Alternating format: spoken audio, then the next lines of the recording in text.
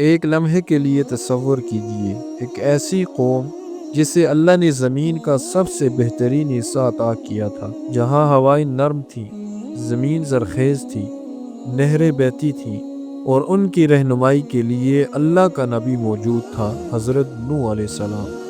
مگر سوچئے، 10 سال نہیں، 50 سال نہیں، پورے 950 سال ایک ہی انسان، ایک ہی پیغام، ایک ہی قوم کو سمجھاتا رہا، صرف اللہ کی عبادت کرو، شرک چھوڑ دو ورنہ عذاب آ جائے گا۔ اور جواب میں تمسخر، طنز، دشمنی، اے نوح یہاں سے چلے جاؤ، ہم کسی اللہ کو نہیں مانتے۔ قوم نوح حضرت آدم علیہ السلام کے بعد انسانی تاریخ کی قدیم ترین قوموں میں سے ایک۔ اکثر روایات کے مطابق یہ لوگ بابل یعنی آج کے عراق کے آس پاس آباد تھے۔ لمبے قد، طاقتور جسم، پہاڑوں جیسے بدن، اور ایسی قوت جو آج کے انسان سوچ بھی نہیں سکتے۔ مگر پھر ایک خاموش زہر پھیلنے لگا، شرک۔ شروع میں وہ جنہیں یاد کرتے تھے وہ اللہ کے نیک بندے تھے۔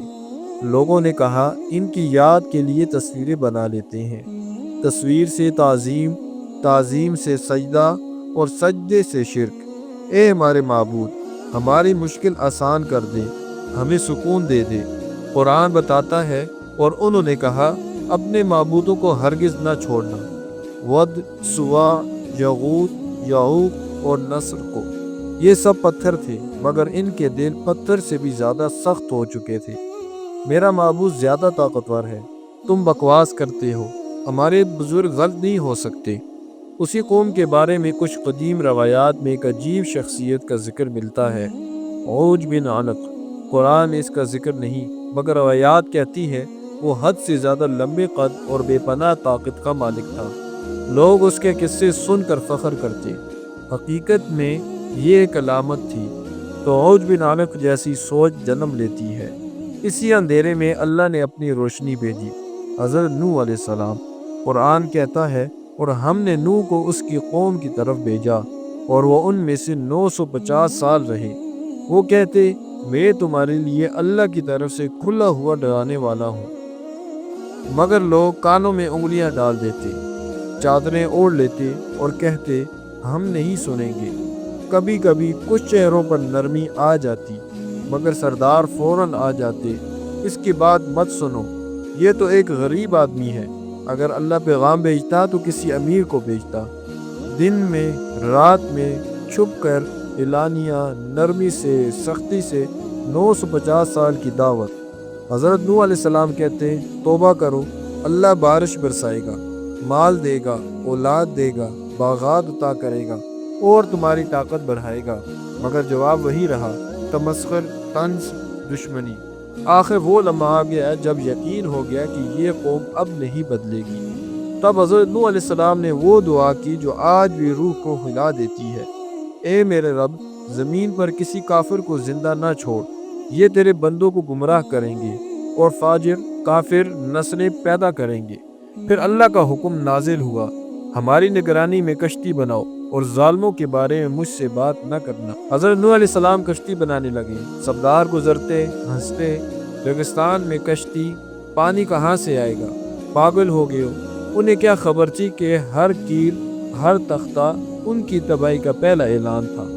قرآن بتاتا ہے، جب تنور ابلنے لگے تو ہر جانور کی نر اور مادہ جوڑی کشتی میں سوار کر لینا، اور ایک دن وہ نشانی ظاہر ہوگی، تنور سے پانی ابل پڑا، آسمان سیاہ ہو گیا، ہوا کا مزاج بدل گیا، ہنسی خاموش ہو گئی۔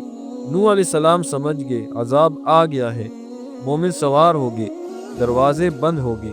پھر اللہ نے فرمایا، اے آسمان برس پڑ، اے زمین اپنے چشم ابل دے، اوپر سے پانی، نیچے سے پانی، اور دونوں مل گئے اس فیصلے پر جو لکھا جا چکا تھا۔ نوح علیہ السلام نے آخری بار قوم کو دیکھا، ان کی بیوی دور کھڑی تھی۔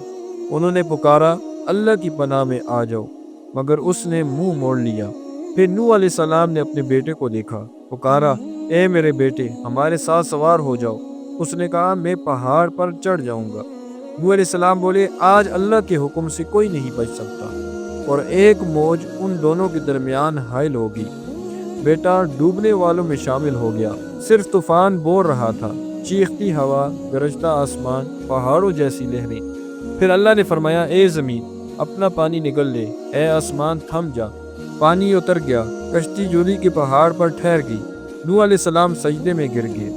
بس یہی لوگ بچے تھے۔ قوم نوح سمجھتی تھی کہ طاقت بچا لے گی، مال بچا لے گا، بت بچا لیں گے، مگر جب اللہ کا حکم آیا تو کچھ بھی کام نہ آیا۔ آج ہمارے بت مختلف ہیں، کیریئر، لوگ کیا کہیں گے، سوشل میڈیا، خواہشات۔ اس وقت کشتی نہیں بچایا، آج ہماری کشتی ہے توحید، نماز، توبہ، قرآن اور سنت۔ کمنٹ میں ضرور لکھیں کہ اس واقعے سے آپ نے کیا سبق سیکھا، اور چینل کو سبسکرائب کرنا مت بھولیے۔